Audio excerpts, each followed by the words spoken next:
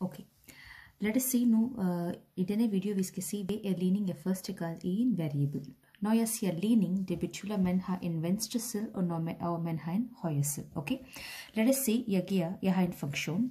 Jeg har det noteret med y, eller jeg kan også sige fx, og jeg har en anden funktion gx.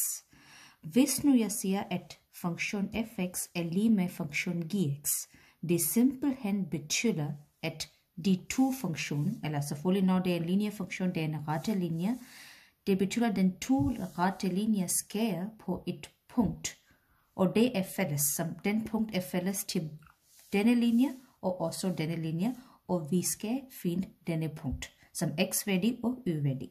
Okay? Og det kan vi lave ved sætte de to mod hinanden. For eksempel, lad os nu sige, at jeg har en et-funktion, første funktion 2x plus 5, og jeg siger, den er lige med minus 3x minus 5. Det betyder, igen, det er ligesom jeg kan også vise grafisk, som sagt, hvis vi har ligning, den kan løses ved tre metoder. En er algebrisk, eller beregning, en anden er grafisk, eller aflæsning, og en anden er IT-værktøj, og jeg vil vise alle tre, okay? Først lad os se, hvordan kan vi løse med beregningsmetode. Første ting, når man skal løse den beregning, så jeg skal have alle x'erne på et plads. Så når man løser en liniefunktionsligning, så skal man alle x'erne på et plads, og alle tallene på en anden plads. Når jeg siger alle x, så jeg vil meget gerne have alle x er på venstre side, er lige med alle tal er på højre side. Okay, lad os kigge.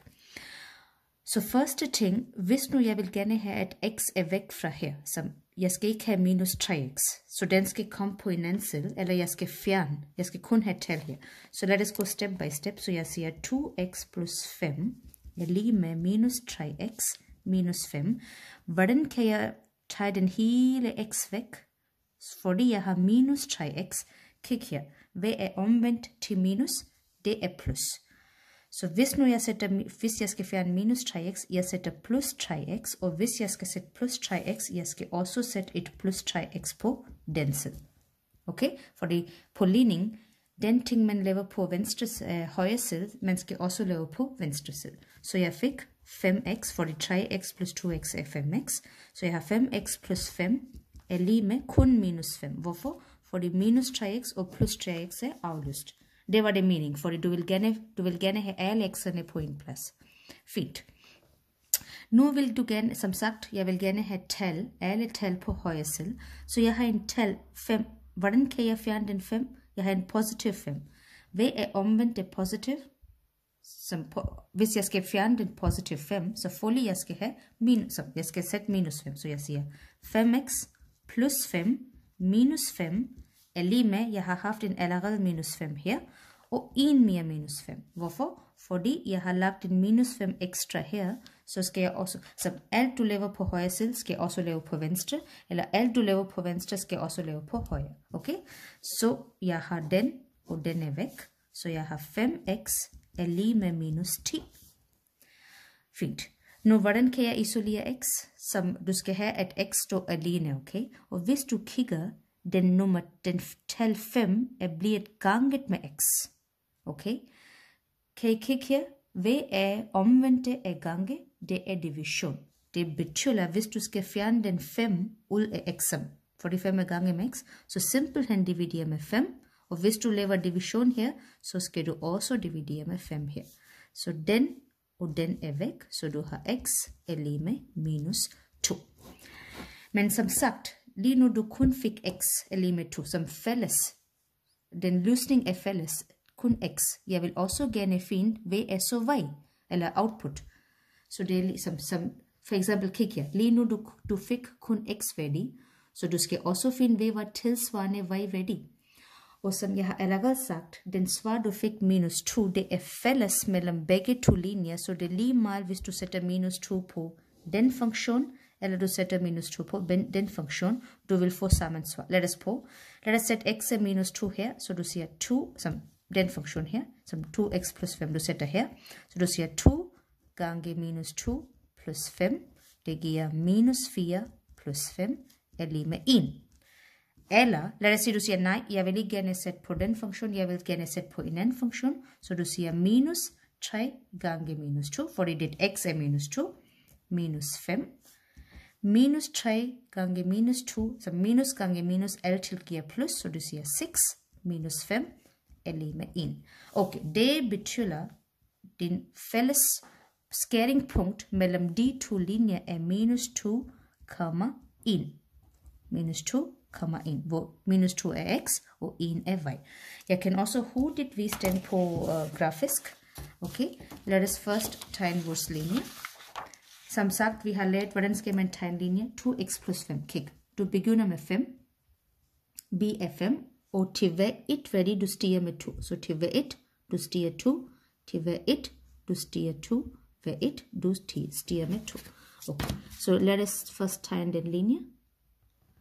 Det betyder, som sagt, den linje er y er lige med 2x plus 5. Okay? Lad os tegne en anden linje. Det er minus 3x minus 5. Først kig på minus 5. Så jeg sætter mit punkt her. Først b-værdi. Og så til hver en, jeg går 3 ned. Til hver en, jeg vil gå 3 ned. Til hver en, jeg vil gå 3 ned. Okay? Så den 3 punkter nok. Så jeg vil bare binde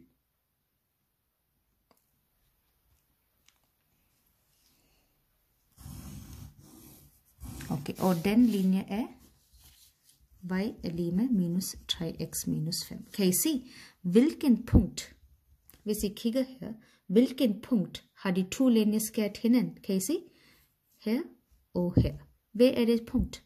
Og den punkt er præcis minus 2,1. Så I skal huske, den punkt minus 2,1 er fælles til den linje og også til den linje. Derfor den hele skæringspunkt. Også man skal huske, at når man løser en ligning, man denoterer, jeg skal sige, man denoterer vel et symbol, det hele L. Den hele løsningsmængden L er lige med simpelthen, du skal sige, minus 2. Fordi dit svar var minus 2, som x var minus 2. Vi behøver ikke at snakke om y-værdi, men du skal simpelthen forklare, at hvis du sætter x som minus 2 på den funktion, sæt minus 2, du vil få 1, sæt minus 2, du vil få 1, og 1 er lige med 1. Derfor svar eller løsning, eller løsningsmængde til den ligning er L er lige med minus 2. Selvfølgelig du skal også forklare, at skæringspunkt er minus 2,1, men vigtigt er, at du først forklarer, hvad var x.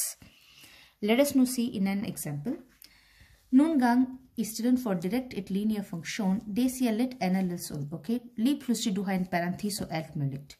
Men du behøver ikke at blive stresset, fordi det simpelthen betyder, at du ganger, som 2 er blevet ganget med den hele. Det betyder, at 2 er ganget med den, og 2 er også ganget med den. Så vi skal hæve vores parentes, okay? Så først jeg åbner parentes, jeg siger 2 gange x er 2x, minus, fordi vi har en minus symbol, med 2.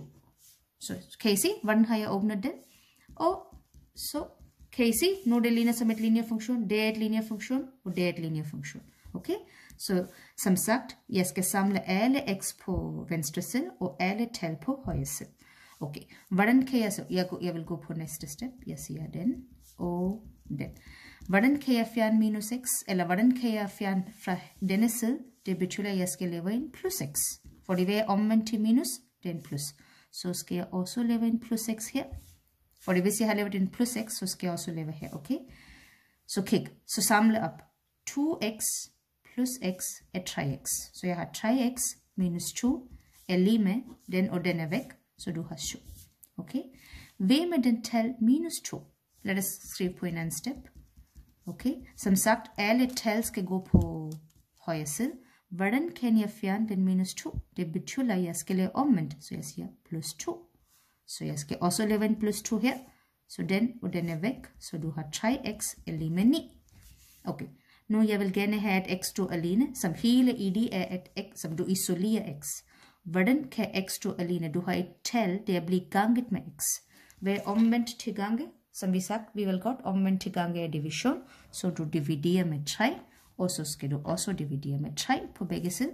Så du fik svar x er lige med 3. Så pas på lige nu, svar eller løsning til den hele funktion er L er lige med 3. Den er en slags parentes, den er en speciel slags parentes, og så løsningsmængde er 3. Okay? Men selvfølgelig, kun x-værdi er ikke nok, du skal også finde v er ø-værdi. Og som sagt, det er lige meget, hvis du sætter på den funktion her, eller den funktion, eller den funktion. Jeg synes, det ser lidt nemmere ud, så lad os på at sætte vores 3 her. Så du har en funktion den her, på at sætte 3 ind, så du har minus 3 plus 7 er lige med 4. Så det skæringspunkt mellem de to linjefunktioner er 3,4. Okay, jeg vil bare vise en mere eksempel grafik, så jeg behøver ikke vise hele. Så hvis I kigger her, måske jeg kan hurtigvis, at den var 2x minus 2, ikke også? Den har, for den var i parentes, og det ikke siger ligesom en linjefunktion, så, men jeg har hævet parentes, og jeg fik 2x minus 2, så lad os hurtigt se, okay? Så jeg begynder med minus 2, og til hver 1, jeg vil gå 2 op, til hver 1, jeg vil gå 2 op, hver 1, jeg vil gå 2 op, okay? På at binde den.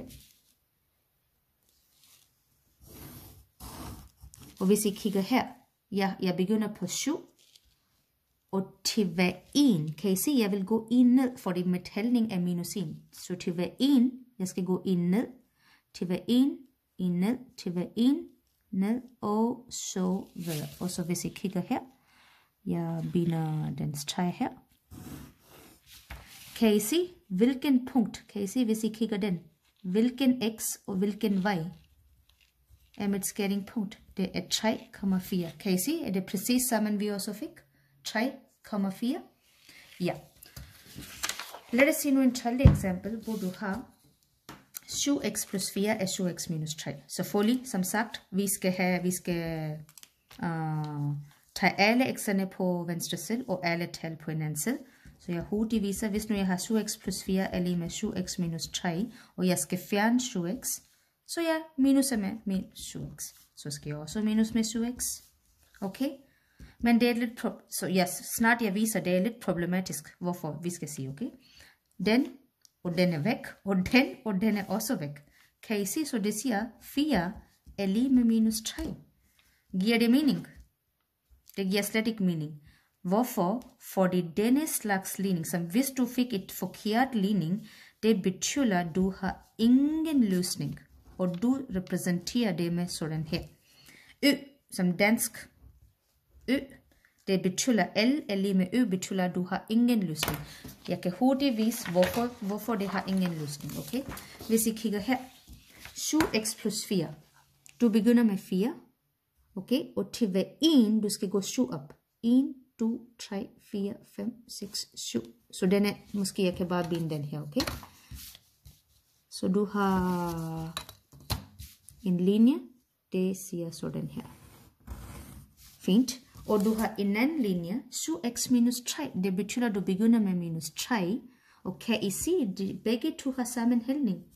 Det betyder, at til hver 1, du vil gå 1, 2, 3, 4, 5, 6, 7. Hvordan ser det ud? Kan I se? Det er præcis parallel linje.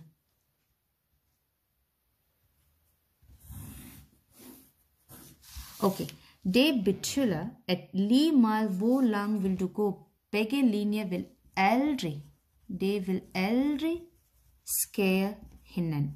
Og hvis det aldrig skærer hinanden, så vi har slet ikke nogen løsning. Det betyder, at du kan ikke sætte nogen x-værdi, og det vil aldrig give dig den er lige med den. Det kan du aldrig finde. Derfor den heller L er lige med, som den symbol betyder ingen løsning. Okay, og så har vi også en sidste slags. Lad os se, jeg har en ligning sådan her. Men selvfølgelig, som sagt, det ser meget svært ud, men det er det ikke. Lad os bare hurtigt åbne den, så jeg har x minus 2 er lige med. Det betyder, at du har gange, så 2 skal blive gange her, og 2 skal også blive gange her. Okay, så du siger 2 gange 2x, 4x. 2 gange 3, så minus, du har minus symbol. 2 gange 3, 6. Så du åbner alt op. Så du har x minus 2 er lige med 4x minus 3x. Du samler x op først. Det er x. Minus 6 plus 4 er minus 2. Kan I se, x minus 2 er lige med x minus 2. Det betyder, det är det samma linje. Så det är inte två olika linjer, det är det samma linje. Jag behöver inte ett visst grafisk, men simpelthen betyder lige mal ved du giver, lad os sige du giver x er lige med 5. Hvis du sætter 5 her, du også sætter 5 her, så det er det samme. Lad os sige du sætter x er lige med 8. Det er det også sammen, så det betyder denne slags ligning, alt er acceptabel. Som lige mal ved du giver, den højre side vil blive sammen som venstre side. Så løsning til den er R. Hvad betyder R? R betyder reelle tal på dansk, eller real numbers på engelsk. Og det betyder alle numre, lige meget hvilken slags nummer, lige meget hvis det er negativ nummer, positiv nummer, uendelig til uendelig. Alt vil have et venstre cell er lige så sammen som højre cell. Okay, det var det. Jeg vil gerne vise på Maple hurtigt. Hvordan kan du finde en løsning til Maple på den alle, måske 2-3 opgaver, okay? Jeg kan vise hurtigt. Lad os se den første opgave. Vi vil godt, det var 2x plus 5 er lige med minus 3x minus 5. Maple er mega nemt. På 1 sekund du kan finde svar. Okay, eneste ting du skal gøre er, se 2x plus 5 er lige med minus 3x minus 5. Bare sæt den funktion op, ligesom den står på spørgsmål. Klik her, og så gå her på jeres højre side. Hvis I kigger her på højre side, I kan godt se den ting hedder solve. Solve, kan I se her? Og så klik, og så bare se solve. Kan I se? I fik svar, x er lige med minus 2. Og kan I også se, det var det også vores svar. X er lige med minus 2 var vores svar. Og så hvis, selvfølgelig jeg kan kun få x. Hvis jeg vil gerne finde y-værdi, ud fra x, så simpelthen tager den minus 2 og sæt på et eller andet, enten den funktion eller den funktion. For eksempel, jeg kan bare sætte på den funktion. Jeg siger 2 gange. Hvad er mit x? Det er minus 2. Altid sæt parentes rundt om en negativ nummer. Minus 2 plus 5. Enter. Kan I se? Så y-værdi er 1. Så det betyder minus 2,1 var mit skæringspunkt. Eller et skæringspunkt fælles til din begge to linjer. Okay? Måske jeg kan vise en sidste ting hurtigt. En mere eksempel. Okay, lad os se igen. Du har haft en opgave 2x minus 1. Kan I se den opgave? 2x minus 1 er lige med minus x plus 7. Her du behøver ikke at lave ingenting. Bare skriv direkte. Så du siger 2 gange x minus 1. Lige præcis som det står på opgave. Er lige med minus x plus 7. Ikke sige enter. Du skal ikke sige enter. Bare klik på det. Og så sig solve. Og så sig solve. Så du fik x er lige med 3. Eller det løsningsmængde er 3. Men selvfølgelig, hvis jeg vil gerne finde y-værdi, så skal du sætte på en af funktionen. Enten den funktion på venstre side, eller en funktion på højre side. Så du siger, lad os på den her, denne gang, okay? Så du siger 2, ligesom den står, gange. X er 3 minus 1. Hvad giver det? Det giver 4. Så det betyder, når x var 3, så y var 4, eller det var skæringspunkt, ligesom jeg har vist på mit graf. 3,4 var løsning mellem de to linjer. Så på denne måde, du kan finde løsning alle tre metoder. Som beregningmål, et grafisk mål, hvor du tegner linjer, eller på IT-værktøj Maple. Så det alt handler om ligning af første grad, eller ligning, men du skal huske, at hvordan du skriver svar, L løsningsmængde er lige med et svar, hvis du har et svar. Hvis du har ingen løsning, så skal du denotere sådan her, Ø. Hvis du har alt, som alt er okay, så skal du denotere med R, og det betyder reelle tal eller real numbers. Så det var det.